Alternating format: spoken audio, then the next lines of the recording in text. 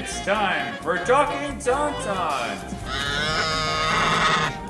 your Star Wars source at AIPTcomics.com. Hello and welcome back to another episode of Talkin Tauntauns. I am Jim Lahane, and with me, as always, is Nicole Herview. Oh, hello. And with us is Bad Batch and the High Republic superfan, Kai Charles. Hello. That's a How lot are you to doing? What was that? That's a lot to live up to. I have to step it up now. You're already there. You're already there, miss. Hey, look, it's my wrecker mug. You're like... And my Bad Batch shirt. I'm so glad this show is back, and I'm glad you guys invited me because it's tough out here to be a Bad Batch fan online. So this is going to be a nice little fun excursion. Absolutely.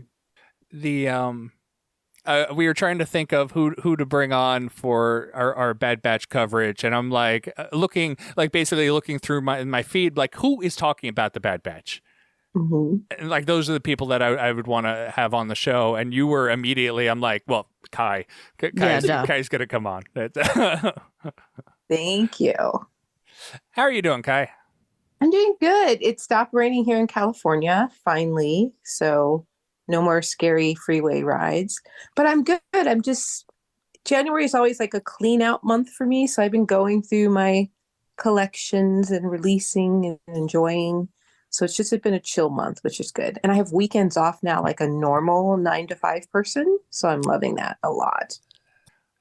We've been doing a clean out here too. We're getting rid of walls, floors, parts of ceilings. You know, like I assume that's the normal. This is what most people do. Yeah, or they take books to the library donation box. That's kind of a thing. Okay. I don't get rid of books. You're releasing them to find a new home. You're not getting rid of them.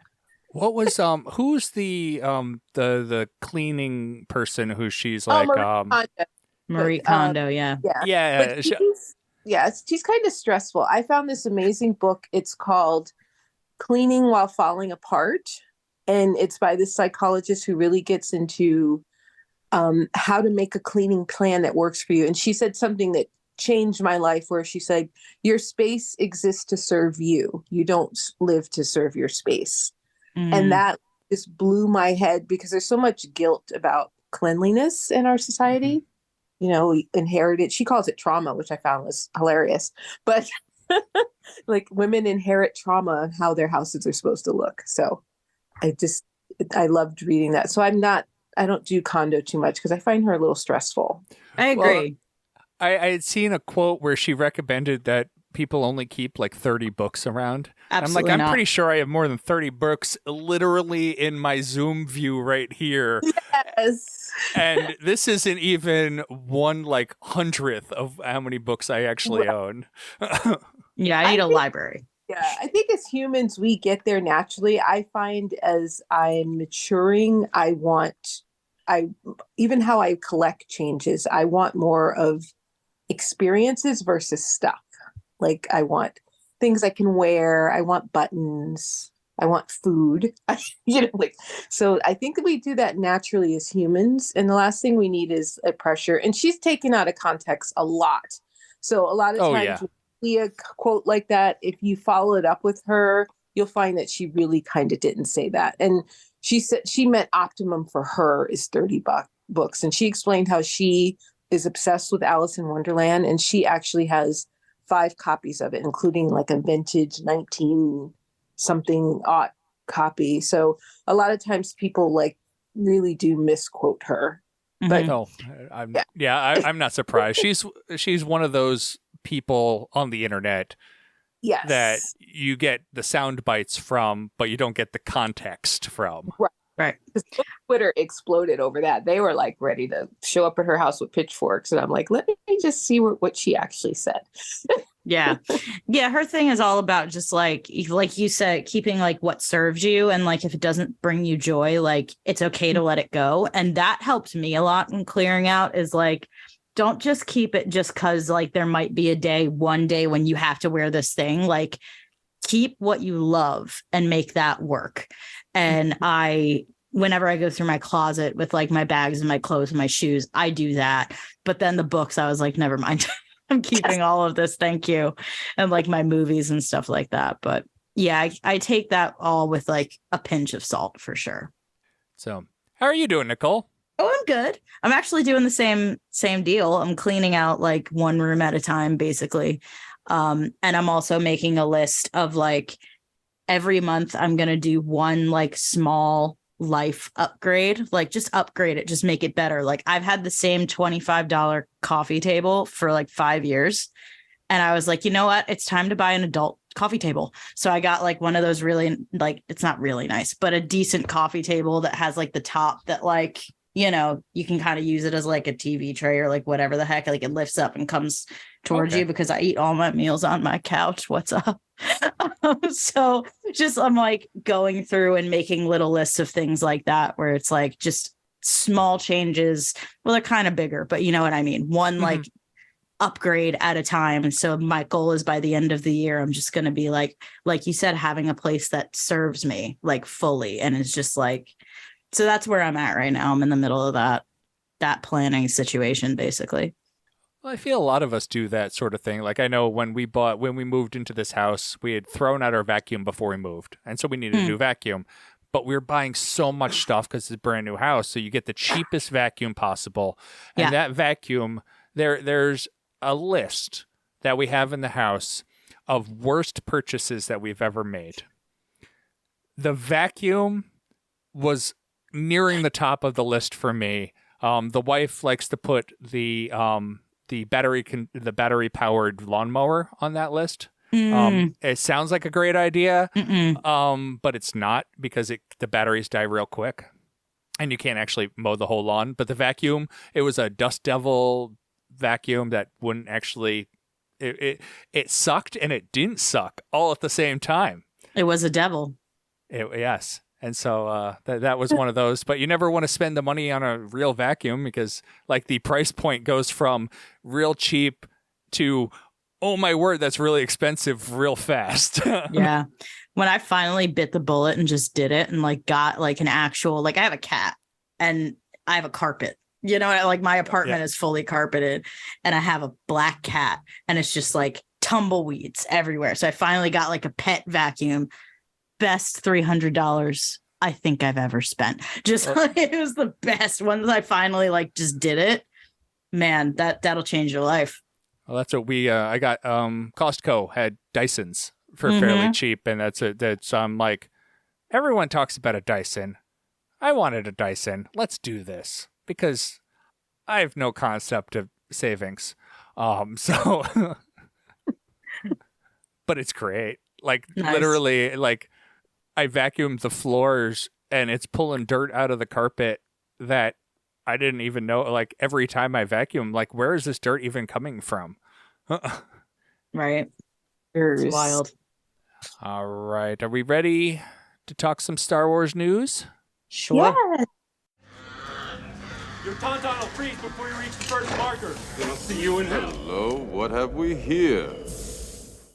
All right. So for our first news item, we'll talk of Disney California Adventure. Woo! out in the other side of the country from Nicole and I. Apparently, the World of Color 1 debuts today as we're recording, so January 28th. And the Star Wars Instagram page posted a video of all the Star Wars snippets of the show. It's not going to be entirely Star Wars, although they did really make it seem that way based on the little video they posted. But I thought it was kind of cool. They have it's basically projections on a water screen. And I thought the explosion of the Death Star looked really cool. Yeah, that should look cool. So I am actually going on February 5th, and I had no idea this existed. We're going for Lunar New Year celebrations. So I'm excited to do that. But the show is fantastic. What I like about World of Color is you can actually stand, you're not crunched in. And because it's a light show, pretty much every angle is a good angle, because the first time I saw it, I was like, I'm not going in that mess of what's going on up front. Mhm. And so we went to like the side and it was perfect. So I'm looking forward to seeing that. And I have that jersey that person is wearing in the commercial, and it's fabulous if you can get it. And that is, I have to tell you, with Disney stuff, if you can have patience, because it was at Celebration, I saw that little action figure thing. It was $100, and I'm like, I can't do this. I want it so bad. I can't do this. And then 2 months later, I got it for $40 on Shop Disney. Oh, So, nice. yes, but it's a glorious, that whole action figure line is, that's my like grail to kind of collect all of that. It's so awesome. So It's a maybe cool line. yeah, I'll send you guys some tweets and let you know if it's any good or not. Oh, definitely. Yeah, yes, we'd please. love to know, because I think I saw the World of Color back before the world shut down. I think even World of Color was shut down before that for upgrades, and so it's been quite a number of years, and so I saw the old version a long time ago. Nice. I've never had the pleasure. You've love only to, been though. out to California once, haven't you?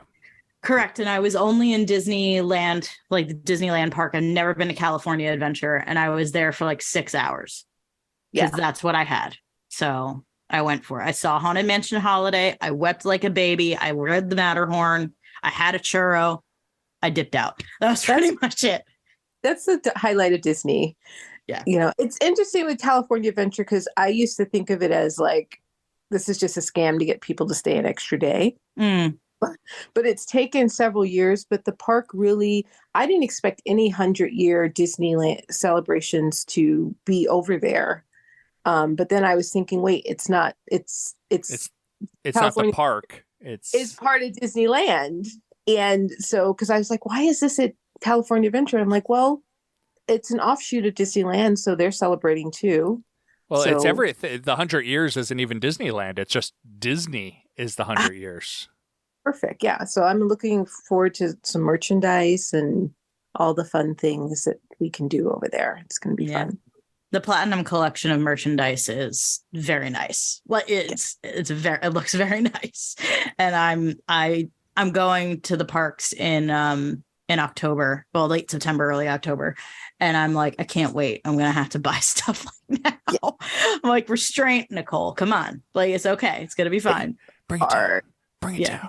It's very difficult. Yeah. So speaking of merchandise, I forgot to mention, I got something in the mail. Oh, what'd you get? Oh, is it the socks? Yeah, you got the Tauntaun socks. I'm obsessed. They're so cool. Do you have a sponsor, or did you find them on your own? Rock'em Socks just released Tauntaun socks. And so it was one of those. And I've actually, not to talk negatively about Rock'em Socks, but I've had some issues with their quality control. Out of the last 6 pairs of socks, 2 of them have had issues. Oh, geez. How was their return process? Were you able to get it refund or returned? So one pair was, I have rather large feet, and I'm barely fitting into their large, extra large socks, but they do fit. The sock I put on, and the heel didn't come to my heel at all, like not even close. But it was like clearly one size smaller, but mislabeled. Because like you laid it down next to the one socks that fit, it was clearly too small. They wanted pictures of it, but once they got pictures of it, they immediately sent out a new pair of socks that were actual fit. So that was good. And then I bought my wife Bill socks because the poor Bills, we had hoped were going to the Super Bowl. And so she was going to go actually down to Atlanta for the game this weekend if the Bills had gotten through. And so I bought her Bills socks, and it says Buffalo Bills on the bottom by the toe, and it cut off the bottom half of the word Bills. Okay, that's not good. So that's definitely quality control issues. Yes, yeah, that's not good. Yeah. But I will forgive everything for a good refund policy. Oh, agree. Yeah. Yeah. No. Oh no. That looks like it says something else. Yeah, so it's like one of those. It's like, is that what it's supposed to be doing? And then I looked up online, and Mike, I think it was because they're smaller socks. they tried to print the large, extra large onto the smaller socks, it gets cut off. But Right. on your website, the picture clearly shows inaccurate sock. So it's not like this is like not one of those like parts that can be cut off of the sock. Yeah, that's so annoying. Sock issues is not good. Yeah, no. So sorry for the tangent, but you were talking about clothing, and I'm like, oh wait, I got socks. We was do love Star those Wars. socks. Star Wars adjacent. Yeah. So our next bit of news is Lego, who we all love. Everybody loves. Who doesn't love Lego? I don't know who doesn't love Lego. I don't trust them. You don't trust the people who don't like Lego? Correct. Okay. Like, you don't trust Lego? So No, I you're- trust Lego. I don't trust you if you don't like Lego. Okay, gotcha. So Lego has released for pre-order 3 new of their helmet series, and I've had issues with some of their like head sculpts look really weird. Nope. But I like the helmets. I really like the helmets. My daughter got me Boba Fett for last Christmas. And I really enjoyed it. But coming out March 1st, we got 3 new helmets. Captain Rex, Commander Cody, who I feel is going to be coming up again in this episode, Oh yeah. Yes. and the Princess Leia Bouche helmet. I have the Boba Fett one. I still haven't put it together. I've got like about 30 unput together sets, and that's one of them. Hey, But I those need make the- money. The unopened Legos are Yes. worth bank. Okay.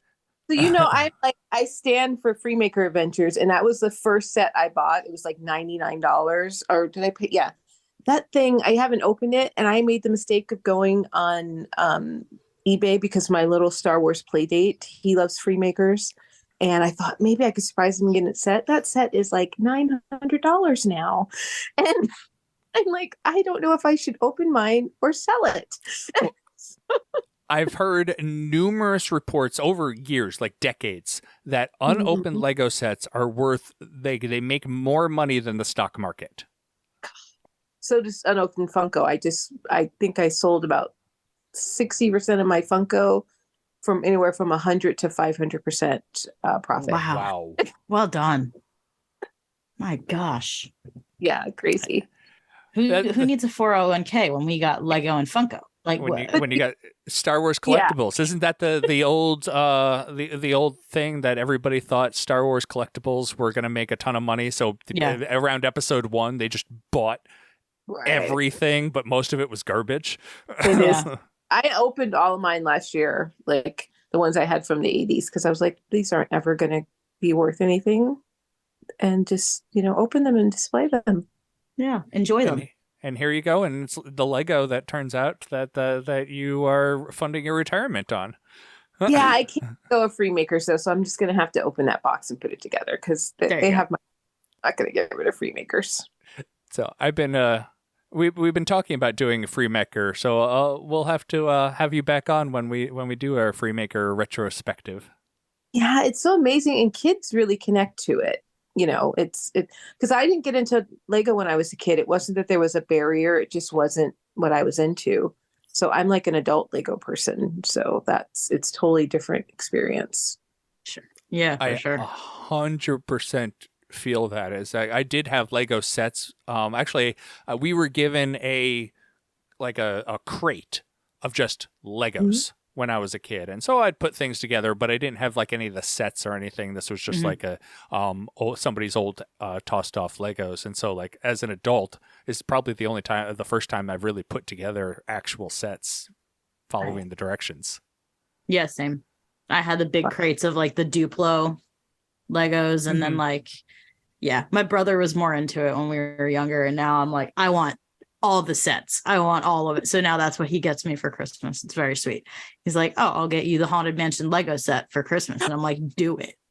It's so cute. It's I over here. love Hang on. having default gifts to give people. It's like, I already know what I'm getting you. Like I just got to fit something into that slot. Oh, that's really cool. This is my baby. I love it. Aw. It's so cool.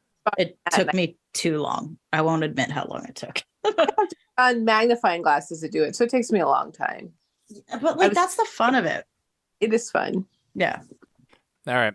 Our last piece of news is that Daisy Ridley is looking for employment. My goodness. What could she do? Let's see. I wonder what Daisy Ridley could do.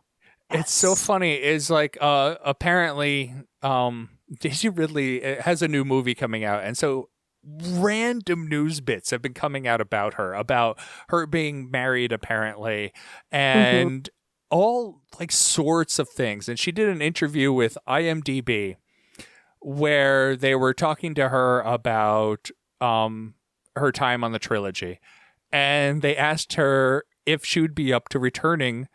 And like if you watch the video, she has a very like can't read look on her face, but like this is a dumb question kind of response. But she's like, I mean, I'm open to a phone call. I'm looking for employment.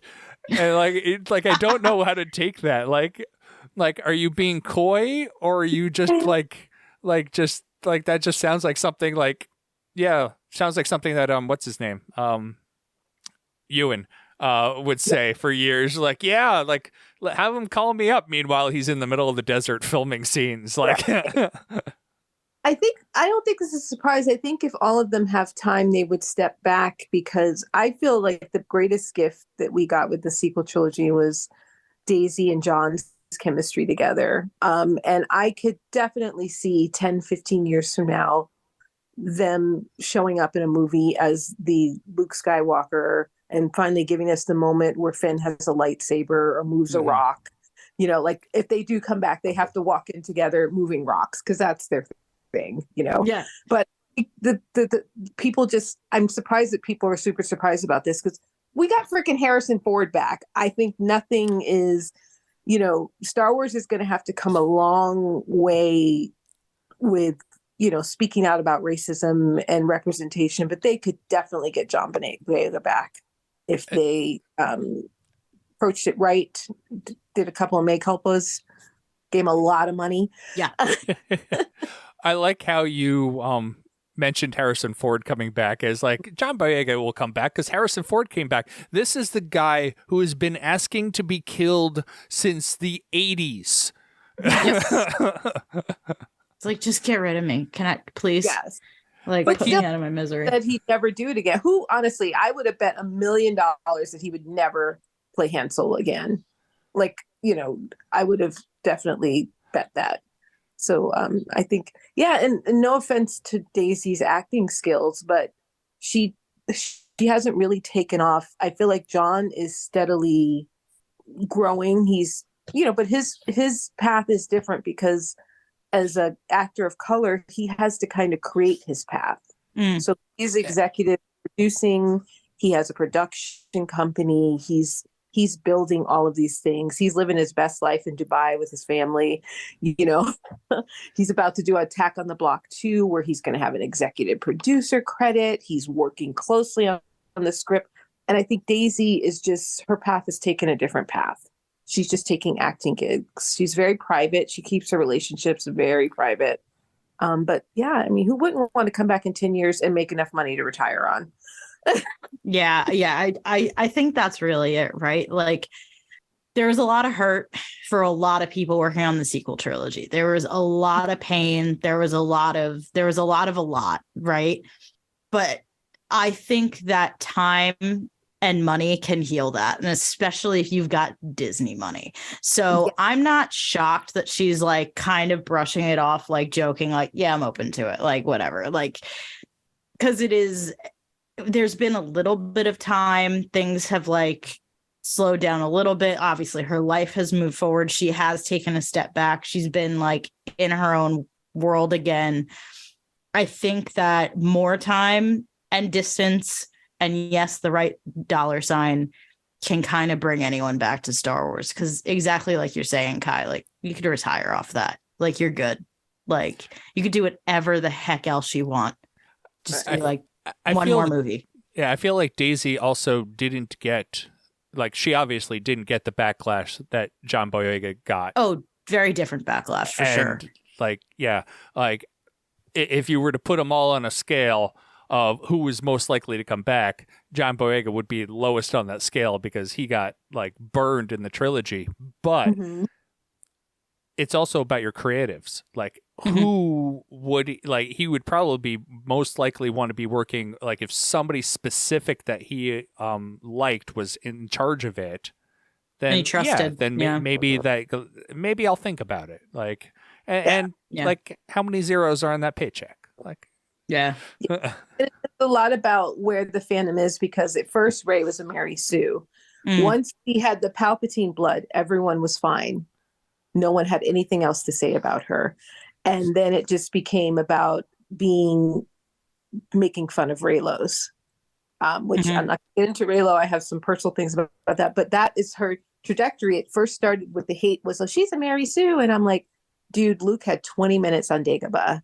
She's been taking care of Yeah. herself with 5.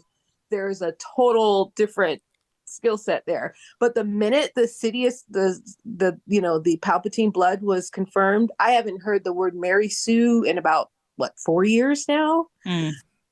It's just all been about, like, Last Jedi sucks and hating on Raylos, So that's Yeah. an interesting trajectory. So she really didn't get a lot of hate. She was strong enough to deal with the Mary Sue stuff. Mhm. But ever since then, she really hasn't gotten any, Yeah. I've pushback.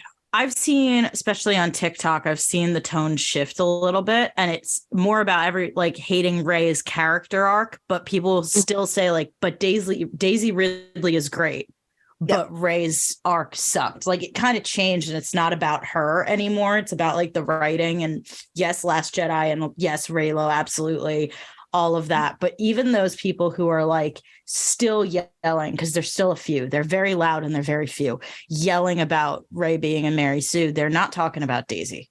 Like, they'll go out of their way to make sure we know that they're not talking about Daisy. Right. There's always exceptions to every rule, but that's mostly what I'm seeing. So hopefully people have backed the heck off of her, and and we can move on and give this poor actor, all of these actors who did, they gave their heart and soul to this role, and it, in a lot of ways, turned around and smacked him in the face. And I just want them to get like the treatment, meaning like literal like movie treatment, and treatment from the fans that they deserved. So I need them to get her and John to do some voice acting on an animated show. I'd love that. Like, I no offense to the girl who does it on the Lego specials, but I was just thinking, why couldn't we get the guy who does John, like, nails him on those Lego holiday specials, but the Ray, I was like, why didn't we just ask Daisy? Maybe she wasn't ready. But I would love for her to do some voice acting training so that when the next animated show that comes 4 or 5 years from now, that she's ready to do Ray again. That'd be great. I love that. I forget the actor's name who does Rose. Yeah, is it Kelly Marie Tran? It is Kelly. Yes. Yes, I love that she actually did go into do the Lego voice. That's awesome. We talked about that I was shocked it was her, and I was so pleased that she wanted anything to do with it. Mm-hmm. I think John and Daisy would come back together. I think their friendship is still pretty strong. From what we can see on the outside, yes, that's what I would agree. I think they ever had a falling out.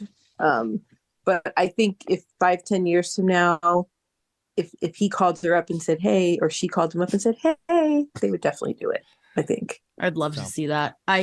My money is on Oscar Isaac never coming back, but he's loudly butthurt, like loudly, and he didn't even get any hate. Nobody hates Poe.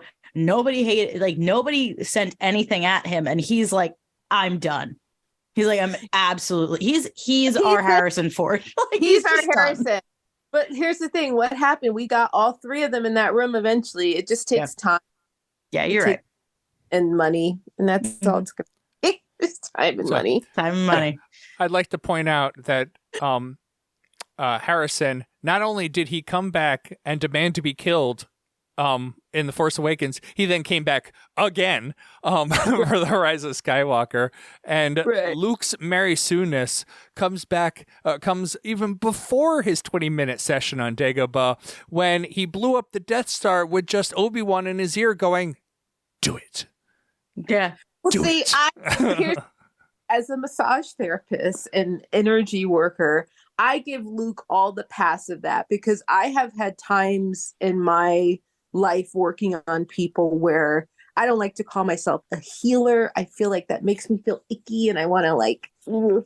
But there's been times I've worked with people and unconsciously facilitated a deep change in them. Like I've had people cry on the table and release like 20 years of stuff. And I feel like that wasn't me, but it was a conduit. I was a conduit for it. And that's why I give Luke all the things because it was his bloodline. It was the moment. He actually had to disobey Ben and trust his instincts to do it. That's why it's so funny in that Lego special where Ray goes back in time and she's yelling at him, turn it off. But that's him. That's his intuition. You know, he has been in his head, but he likes Leia. He's trying to fit into the rebellion. He had to trust his gut to turn off that thing. So I feel like that was the Force. So I don't Mary Sue him for that, but, and it's All also right. like, it's like the savior thing. It's the way the mythos works. He has to, and there's a little bit of that episode I'm going to talk about where it's like, I don't know who's hurting these people who are saying all of this stuff, like what hurt you, but there is a thing where you see how things are going to happen, and that's part of the storytelling. You know. So, all right. I think that's a good segue to get into our Bad Batch coverage. Woo. So why haven't I heard of this squad? Experimental Unit Clone Force 99. The defective clones with desirable mutations. They call themselves the Bad Batch. Today we are covering episodes 3, 4, and 5 of season 2. The replacements, or not the replacements, just replacements. No, wait, that's not the right one. Season 2. Nope. Thank you. Solitary Clone. That's right. I'm like, that's not the right one. The Solitary Clone, Faster and Entombed. Entombed. It sounds so fun together. It's like a whole little arc. Yeah. And so we'll start with the Solitary Clone, and I feel like the Solitary Clone kind of hit like a sledgehammer. Like people weren't expecting this episode at all, and like Twitter likes to complain. Star Wars Twitter, on top of I didn't say you, Kai. I said just generally Star Wars Twitter likes to complain. I didn't see any complaints about this episode. The next two, on the other hand, plenty of complaints. But this episode was everyone was like, well, that was unexpected. So we have the return of, now names are gone. Which one? Cody. That's how he's supposed to be addressed. My boyfriend, Cody. Your boyfriend, Cody. Kai's boyfriend. No, Cody. the other one. The guy in Crosshair? charge. Oh, that's you. Crosshair. There you go. Thank you. Creepy man with the gun? Crosshair. Crosshair. The only one left in the Empire by the end. He's like, no, everyone's gone. I'm still here. He's a cockroach. There is some deep, wonderful. If we lived in a world where animation was treated like it should be treated, this would be an Emmy-winning episode, in my opinion. I agree. I found it like supremely interesting because now we're kind of getting into Crosshair by himself, like as the Solitary Clone, as the name suggested. He's not getting along with any of the other clones. He even sits down to eat and the clones leave the table. But also he's not allowed to eat ever. Because I don't know if they just don't want to animate him eating. It's high school. It's very high school stuff going on here. And then he's constantly being called to the principal's office. And it's like, my guy, this poor man can't eat his lunch. It's very upsetting. It's like you're going on a trip, but I had, fine. He gets back finally. It's been 3 days since I've eaten. Again. He needs to suffer, apparently. Yeah, it's so I feel like if we look at our past, like I think we know people like this who it takes a lot of courage to heal. It takes a lot of courage to, and I feel like what they're doing with Crosshair is like, because I used to be, my default was like, F that guy. I mean, I was even at Celebration and I met the voice actress who does Omega and I got that clone poster. I'm like, you can sign anywhere, even over Crosshair's face. And she started laughing. She's like, no, we can't give up on him. And that's what's so beautiful about this, because I know people like this. I know people who can't release this pain and move forward, that they're going to die on that hill. And that's just what we see with him. And it's heartbreaking, you know? Yeah. Yeah. I was literally just saying, like, I throughout all of season 1, I had hope. I was like, Crosshair's going to come back. Like, I had hope. Mm-hmm. And I like don't anymore. Like, I'm like, this is just where he's at. This is his journey is to show us this side of this war and like this side of things. And that's fine. But like, there is still like a little baby piece of me that wants to like root for him to like come back, dude. Like, he was never that pleasant. It's not about that. It's just like, I just want some joy for this poor dude. And I don't know that we'll ever get it. And, this really shows that even when he's doing what he believes is the right thing, like, let's concede that for a second. Like, let's just like, let him have that. He's still like alone. And I think he really misses the brotherhood that he was never really like that into. He was like bigger than that and like too cool for it. But like, you could tell it's like starting to brew that he misses that camaraderie and he misses that community. And it's like, I wonder what will happen like that. Like, just like, I just want to see this play out. It's really, really interesting. And you could see him, like, even though he doesn't love Cody, like, he clearly has like no love for Cody. He like starts to cling a little bit to like, oh, I know this guy and he's not treating me like crap. He's just treating me like any other, you know. Cody's also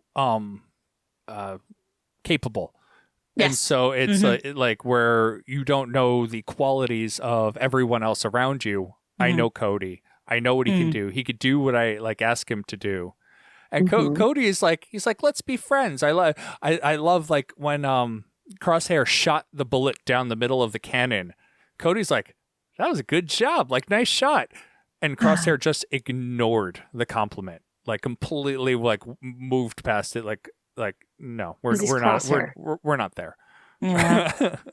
I felt like watching it the second time, I was wondering if Cody was there to kind of feel him out to see if they could go together. It was weird. Just some of the things he says and the kind of looks he gives. But it's funny because I read this quote that said, you can feel lonely, but you're not alone. And there's a difference. But I feel like Crosshair is alone. Like that is the difference. He is now fully alone. And when he called for Cody to help him, when the droid almost got him, when he cried Cody, the way he did that, it was just, he was so vulnerable. And it was like he had someone with him. But after he made the decision to follow the order to shoot the insurgent, he's really truly alone now. There's nothing there. He has no support, and I'm just like, I'm so sad for him. Those people are also the most dangerous. The ones who kind of isolate themselves, but also get isolated from the outside, because you can see the clones moving away, and and Cody leaving. I guess he's going on a trip. He went AWOL, and I was like, Cody's in the roller coaster ride. I was like, somebody was like, we need to redeem Cody for trying to kill Obi-Wan. that still guts me. Like, when you see that in that movie, like when he's like, here's your lightsaber. 5 seconds later, poor Cody, going through it. Now, here's a maybe silly question, but canon is so jumbled that who the heck knows, and there's so much content. Have we seen Cody since then? Has he been in anything? Like, he wasn't in Rebels, right? Like, we haven't seen Cody since Order I think 66, first time, yeah, since Order 66. And which is awesome. yeah, and that's why when I saw this panel at Celebration, and I couldn't remember if I dreamed it because it was so loud and I couldn't hear anything. So I had no idea if it was a flashback or if he was coming back. But when they showed that scene, the whole place just lost its mind. But yeah, and I'm getting the sense that maybe after Order 66 happens, it's like people kind of calm down. Like it's not a I want to know what happens if someone like Cody sees a Jedi. Like, are they automatically going to? I feel like that maybe Cody's a little bit not defective, but he has more free will than the other people who did. I feel like all of the clones, especially the ones who, like Cody, were actively engaged in trying to kill the Jedi. Mm-hmm. I wonder if they know that they were doing it against their will, and what kind of therapy the Empire is like providing. Because like you were literally a soldier who just realized you do not control your entire life. Right. Like the few parts that you thought you controlled, which were your free will to do what you like thought best. No, you don't even control that. Like, I feel like a reset. It's kind of like if you have, it's kind of like if you have something like a medical condition, let's say like a appendix, like it's there, and if it bursts, then you move on to the next phase. I feel like maybe Order 66 was that one thing that was just latent in them, and now that it's been used, maybe they now have a little bit extra free will, because Cody is definitely that guy who's like feeling out the other guy. I'm like, are you feeling what I'm feeling? Should we just steal a ship and go? And because he's like, we have choice, and now they do have choice because Order 66 it's been completed. What happens once you complete an order? Do you have more free will? Like, I don't know. I know Legends had a whole list of orders. That like up to 66 and beyond, so like it was kind of buried in there so that the clones knew Order 66 existed. Everybody knew it existed, but nobody thought it was like a chip turn on, because it's also embedded in the whole list of like 100 different orders that are possibilities. Right. And I wonder if Cody even knows about chips, or Cody seems like a guy that basically did a tour in the military in his home, and he's processing what he did. Like, he feels like he's not mad at anyone. He has time to do self-reflection, but he also is like really processing what he did and having different thoughts about it. Yeah. So he brings up a quote that I knew was from somewhere else. I had to look it up. The good soldiers follow orders. I'm like, that was a quote. That's from something else. And I looked it up. It's what Tup says. When I think isn't Tup the one who his chip malfunctioned? They all were saying it all throughout Order 66. All the clones kept saying good soldiers follow orders. Crosshair said it 1,000,000 times. That's like Crosshair's tagline is good soldiers follow orders. I can hear it in his voice. Yeah, they've said that a lot. And they've been throwing that out. To him was kind of like didn't seem like Cody was saying it the same way. Cody was just saying like, let's go do this mission. Yeah. But it takes a lot to go AWOL. Like, and Cody's like, he's gone. Yeah. Yeah, it was cool. It was just, I can't get over how cool it was to just see Cody again. I'm like, okay, he's alive. Like, he's good. And he's Cody. You know what I mean? Because after Order 66, you're like, okay, who is that? Like, does he know what the heck he did? That, he shot at his boyfriend. Like, what's up? That's not cool. Yeah, like exactly. You put it perfectly, Kai. I'm not going to repeat what you said. You said it right. Like, he's going through it and he's figuring out like what's going on, and it was just cool to see where he's at, because I've been wondering about Cody for a long time. Because how do you not love Cody? How do you go through all that and not love him? And you want to like believe that like he's still in there. And it was just really good to see that he is. And like when he went AWOL, like I was just like, yes, approved. Great. Maybe we'll get more of him. I want him and Rex hanging out all the time. Like, I want that vacation special where it's just Cody and Rex hanging out. They're on Scarif on the Yes. beach. Yes. And Ahsoka's with them because, of course, that'd be great. Didn't you try to kill? No, we don't talk about that. We don't talk about Bruno, brother. Like, no. No. Yeah. All right. Anything else? Any other comments on the solitary clone? I will say I do love that whatever happens with Crosshair, and my theory is that he's definitely going to die, but I don't know if he's going to die redeemed or unredeemed. Makes me feel like, we're not going to get, I have certain feelings about Kylo Ben, but I feel like this is what Ben Solo deserved. Like, if we're going to have a redemption with Crosshair, we are getting time. It's not happening overnight. He's killed another person. That's another step back. If he is eventually redeemed, it's going to take 12, 14, 16 episodes. And I feel like that's what a redemption should be. Yeah. It shouldn't be afterthought tacked on to, like, someone spends 2.5 movies trying to kill someone. And then it's like, oh, wait, I'm redeemed. Like, that's... I should do that. But Crosshair is like, this is really fascinating because no matter where he goes, it's going to be a satisfying experience because we're having the time to do it. I agree. I like how we also got kind of a time drop of how long he was stuck on Camino. He was apparently stuck there for over a month if we assume rotation is a day. And so again, kind of giving us a time frame. I'm assuming we're about 6 months after Revenge of the Sith by this point with all that, because he's now been cleared by medical, and also his commander drops the comment at the end. He's like, everyone you work with has a tendency to go AWOL. Nah, What's we'll that keep about? working with you. Don't worry about it. For you, a little more guilt. Just I pile it took up. that as I got my eye on you, you freaking weirdo.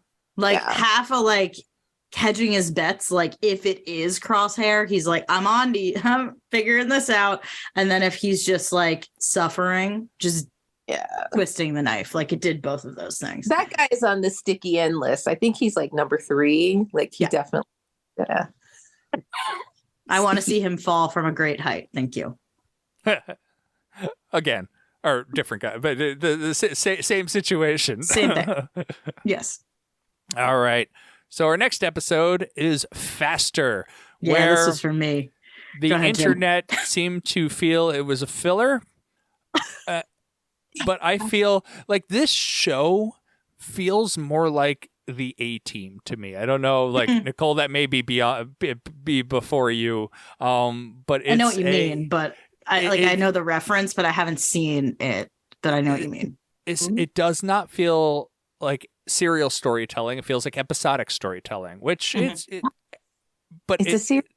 Yeah, but it feels like I like the second season a lot better than the first season so far. Like, even these 5 episodes, I'm really enjoying them. I don't know if what they changed from first season to second season, but so far, like, I enjoyed Faster. I really enjoy Entombed and Entombed. I don't like that word.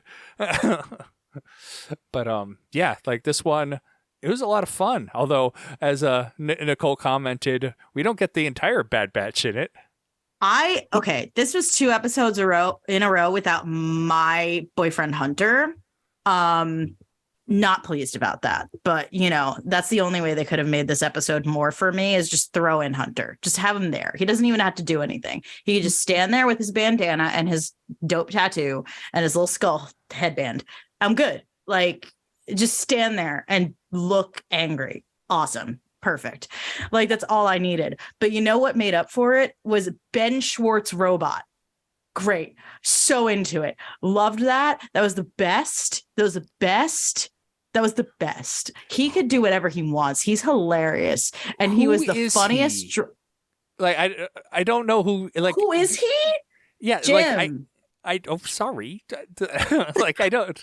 I'm like that too. I know his name and I've seen him in a lot of stuff, but like, I was just like, I know this voice. How do I know this voice? He's so funny. His big thing is he's John Raffio from Parks and Rec. So like he's like the spoiled brat rich kid who like sings all the time. Like he'll be talking and then he'll just start singing. Like he's friggin' hilarious. He's friggin' the funniest boy on the planet. He also played Sonic in the Sonic movies. That's like his big thing. I thought that was Jim Carrey. Jim Carrey is Dr. Robotnik. Jim, I haven't seen these movies and I know this. It's still Come on, man. No, Ben Schwartz kind of just plays himself over and over and over again. But he's so funny. Like, he also does. I was watching the animated Christmas special, and he does this thing where he shows up and he's explaining like Hanukkah, and he's singing a song and talking about latkes. I love that Home. Remember the animated movie Home? They actually have a show, and they have a Christmas special that I watch every year. And like she's trying to introduce the Halians about the holidays, and he comes in and does a whole Hanukkah thing. I'm like, this dude, he's a good dude. Yeah, he's great. You know who else was in this episode? Ernie Hudson. No way. Oh, that's who was he was the big I don't know the species, but the bad guy who was over Sid, Greeny Malegi. Ernie Hudson, you don't know who that is? I know Ernie Hudson is. I'm just no. I'm talking to the youngin here. It may remind me. I might. I don't know him by name. Take a breath. Think about a proton pack, and it'll come to you. Ghostbusters. Oh, okay. Yeah, that's cool. I'm there. I'm with you. I'm hanging out. I know Ghostbusters. I just She knows Ghostbusters. Who are you gonna call and all that? I know. I'm aware. Yeah. So like I'm talking to the youngin. Okay, Jim, calm down. Jesus. Fair enough. So this episode we have our Ghostbuster is mad at Sid because she can't pay her debts because Ben Schwartz done crashed. Is that about right? Yeah. I love how Ben Schwartz was doing the you walk backwards, you're talking crap and get hit by a bus thing. That was fantastic. They actually did that in the High Republic with Axel, where he just kind of does the whole "I'm out" kind of thing.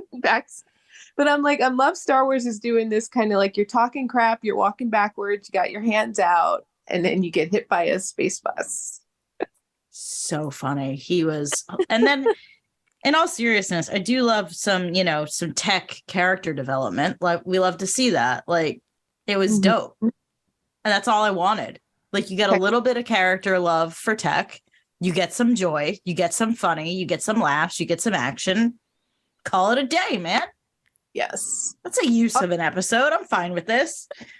Also, if we're trying to, and this may be sounding really extreme, but if the show is actually about Omega, they're having these separate, people are complaining about being separate, but I really relate to some of these things because I was a daddy's girl, and the things I would do to get my dad in trouble.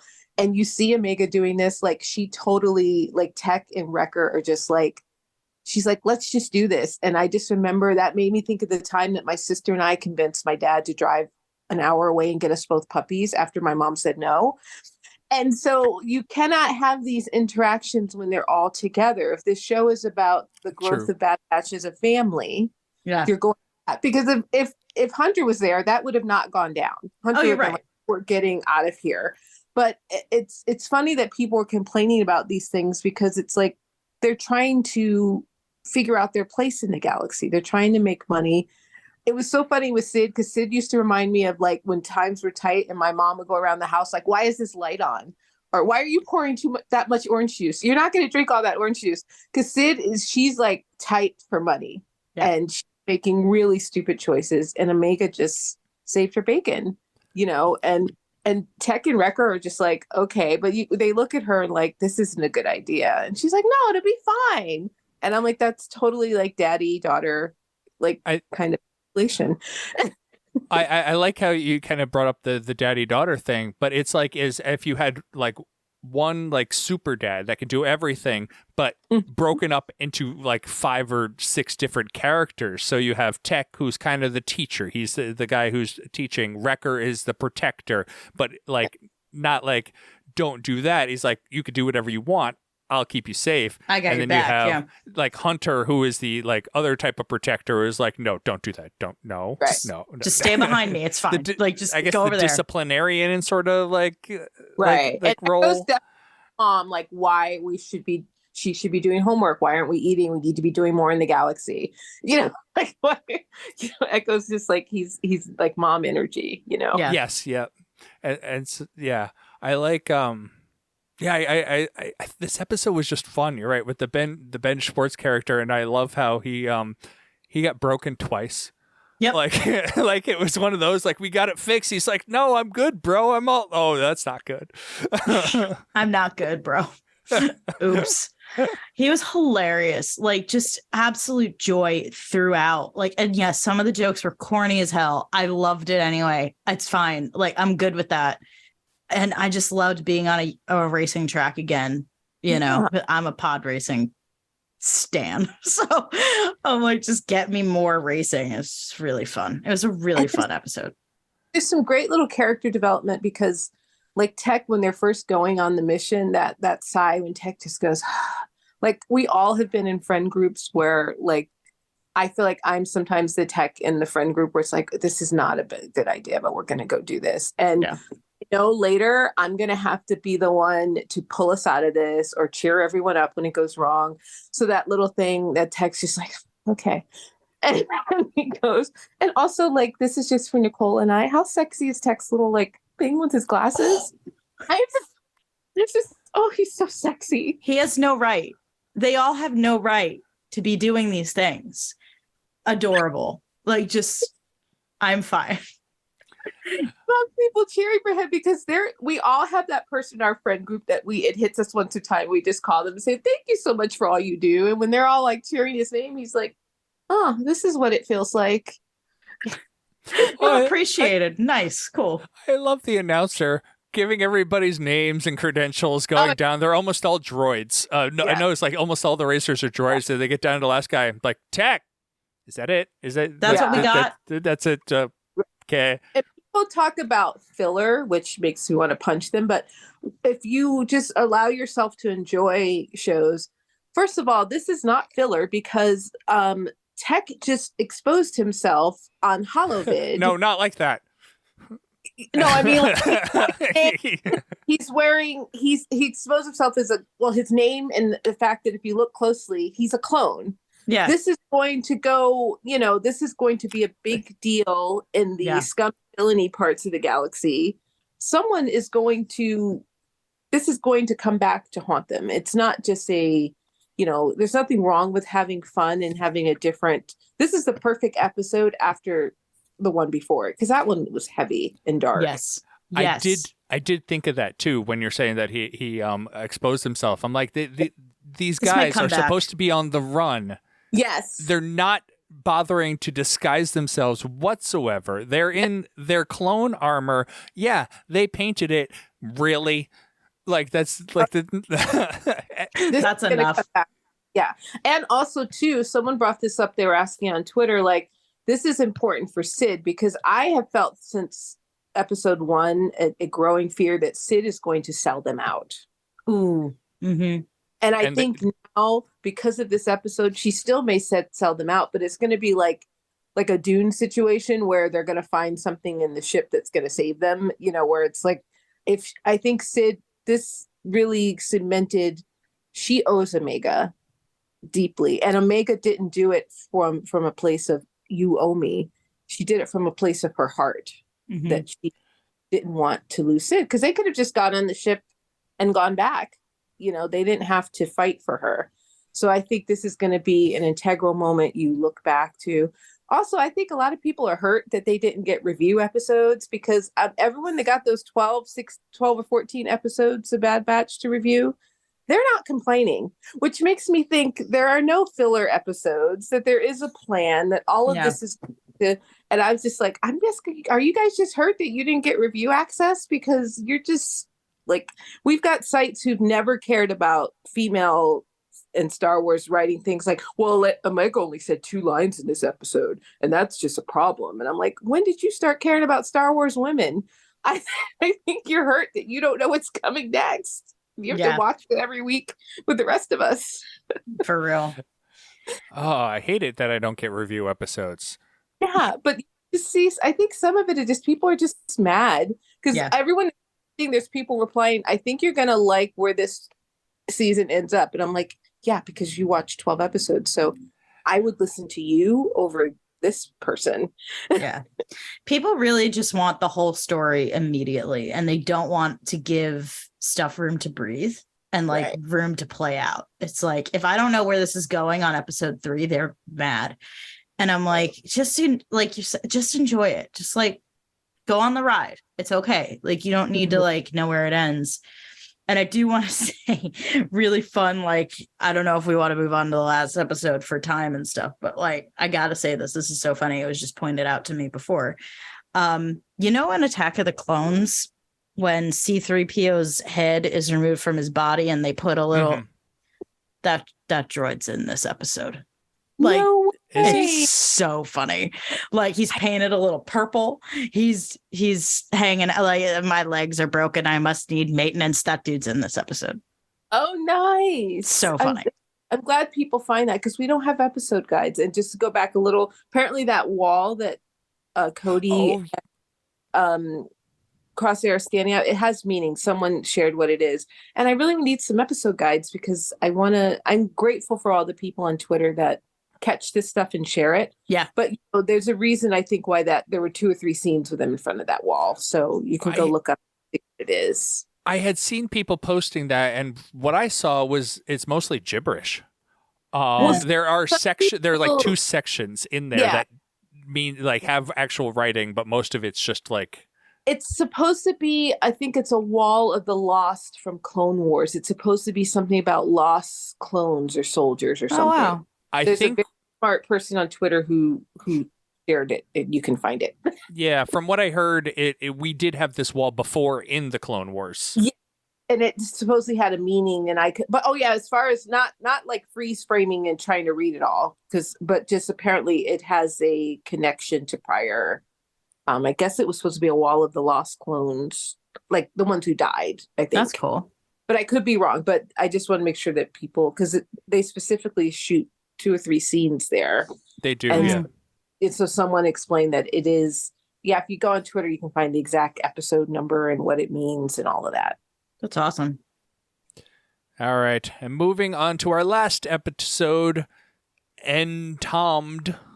Oh, boy. Entombed, Jim. Large creature that I know nothing about because we don't have an episode guide. Hint, hint, Lucasfilm. I'm here for the large creatures. Like, I'm here for it, We get back, who I knew we were getting back because no way did they get Wanda Sykes for a 4-second appearance in the first episode. We get her back for a full episode, and Wanda Sykes is freaking everywhere this week because she is she's hosting The Daily Show this week. Nice. Oh, is she? I had no idea. That's awesome. So since Trevor Noah left last year, instead of getting a replacement right away, every week is having a new guest host for the week. Oh, that's cool. Okay. I'm so out of the loop. I listened to the podcast. They released the episode as a podcast, so I listened to all the episodes as the podcast, and so that's why I'm like hearing Wanda Sykes like literally everywhere this week. Now, what is her character's name? Because I keep missing that, and it wounds me that I'm not catching that. So maybe other people aren't either. Oh, no. What's her character's name? Is that what you said? Yeah, in Bad Batch. Give me 1 second. I'll find it for you. Because I feel really bad knowing this, but sometimes you can't catch people's names. It's Fee. Fee. I thought it was Fee, but it's Fee. Perfect. It's Fee, and how I'm remembering it is like she's earning a fee, like she's looking for money. She is earning her cash. Like it's fee. It's spelled different, but. And I said, why would they have V when we have Vi Marati? So that's great. It's Fee Genoa. I just have to turn on closed captions. I think this is I see now why people do watch an episode with closed captions. because you get a lot of information. But I was calling her V, but now I'm glad to know she's Fee. I Yeah. get all the information because I can't hear it anyway. It's Yeah. like, anybody, what are they saying? I have no idea. But yeah, I really liked this episode because I am an Indiana Jones kid. Like this is Indiana Jones. Like literally the first part of the episode is they have a boulder falling out of nowhere. You could hear it. You have the trick where you pull the crystal out, or like the temple thing, and then all of a sudden everything goes to hell. Yeah. Yeah. And my favorite was at the very end of the episode. Did you get where she or Fee's going next? No, I didn't pick up on that. Where's she She's going to her next planet that she goes to. She's going there because it has a chalice. Ah, Yeah, this is very Indiana Jones. And I'm I'm like- getting a of Dr. Afra from her too. I love that, her kind of Dr. Afra vibe, that she definitely is out for. Also, her and Sid are friends. You have to realize there's like kind of like she's sniffing around looking for profit, Oh, like gosh, yeah. her and Sid understand each other. She's another potential threat though, because she may, rat them out. I literally said, so this is why I was mildly disappointed by this episode, but that's okay. It was very surface level, and that's fine. But I was expecting it to go deeper because you could tell Hunter is feeling a way about Fee and Omega like bonding. And he's kind of like, I don't trust this, and this might not be good for this kid to like get emotionally invested. But he's still like, he kind of like he warms to her a little bit throughout this episode. But at the beginning, I was like, this is going to be a conflict between them, and Fee's going to let Omega down, and Hunter, like, she will feel the wrath of Hunter, like, because he's not going to tolerate that. But it didn't happen. So I don't know if that's like, maybe that's a longer game situation. And I was like wanting too much from like a 20-minute episode of this show, but that I was like expecting it to go in a different direction than it did. And I'm like, there's so much potential there for like conflict and growth. And like, there's so much there. And we just didn't get it in this episode, which is like, it's fine. Maybe it's down the road, but I agree. I think she is a threat to not only their safety, but like Omega's entire worldview might like crash and burn if Fee turns out to like turn on them. I mean, she's mimicking her. That's a big sign that Omega is connected to someone. She shadows them. She does the same movements of them. It's interesting too, because this episode, I felt like, I don't think every episode has to have be a big thing about the overarching arc. But I think for me, I wanted to know a little bit what the point of this episode was, because the mission is different because Hunter's there. It's more controlled. There's more, but Hunter's also a smart dad that knows enough to, if I try to break these two up, she's going to run away with her. Yep. She's the fun aunt. Yes. She's the fun aunt. You're exactly right. But she's also the unstable aunt. So it's like, that's the definition of fun aunt. No, I don't know about that. Also a worry wart and a control freak. So there's different levels of ants. So you can be a fun, but also do things, responsibly. But he just realizes like this is, but I don't know what the point of this was, because I felt like we don't really know who these people were, what this creature was designed for, even though it looks fantastic. I just feel like no money was made, no information was gathered. And I feel like if they're going to go as a group, that should happen. That should be progress. I would have loved for this just to be Omega and Fee sneak out and go get in trouble, like girls' night gone wrong, and then they come in and save her. Yeah. That would have been satisfying to me than like, I'm just looking at Hunter like, why are you letting this happen? Like you need to shut this down, because now she's putting her at risk, Yeah. And I did notice, since Nicole, you had mentioned to me about how you were missing Hunter in the last two episodes, and so I paid attention. Hunter didn't talk very much this entire episode. He's watching. He's just watching. He's Like, gathering information. I'm wondering if it is to paying the performers. They couldn't pay Hunter and Echo to come in the last couple episodes, so it's their Maybe. and Did Bradley Baker have a sore throat, or did he have to pay me more? I'm going on strike. Wait a second. You're saying it's all the same guy? You're just throwing my Oh. whole No, worldview in. I have to tell you, I am so disappointed in Celebration for not, because I understand living in California. I have a lot of privilege when it comes to conventions because everything's here. I get to go to 3 major ones a year. But that panel at Celebration, there are no spoilers on it. Every fan of Bad Batch needs to be able to see Dee Bradley Baker on stage and do all of the clones in a conversation with a moderator. It is the most, like, because the moderator's like, should we tell some secrets? And she's like, what do you think tech sex? And then he goes right into tech. And what about Wrecker? Wrecker's like, oh, okay. And like for fans not to be able to see that is like, that's kind of what social media should be for. There's no spoilers in that. But that man is a freaking treasure. They need to have a $5 million policy on his voice. Like they need to put roses in front of him when he walks. Like it is amazing what he does with these voices. I just sat there like, I can't believe I get to see this in person. That's awesome. That's such a cool. Worship D. Bradley Baker. He deserves it. What a talented human being. So I do want to call out that your beloved tech mansplains Wanda Syke in here. Yeah. Everyone, he can't help it. He can't help it. Can't help But it was bad in this one. It was bad. It's like, oh, it's broken. Like, oh, you think, buddy? Hang on. Like, I love him, but my Right. God. But heck, imagine something like when he said it's broken, what I took that to mean is he can't fix it. And that's an insult to, he feels like less of a tech. And that's an insult to his personage that they brought him something he can't fix. Yeah. He's got a little fragile baby Yeah. ego. I just like, did you not get your protein stick this morning? You're just a little sad. Eat a Snickers. Yeah. Do this, and I'm sure they already have. I don't have the energy, but I need like a list of all the nicknames Sid and Fee call them because it's hilarious. Oh my God. Goggles. Yeah. Goggles. Doesn't she call one of them Brown Eyes, which is funny because they all have brown eyes? They all have brown eyes. Yeah. So like, what? That's not an insult. So funny.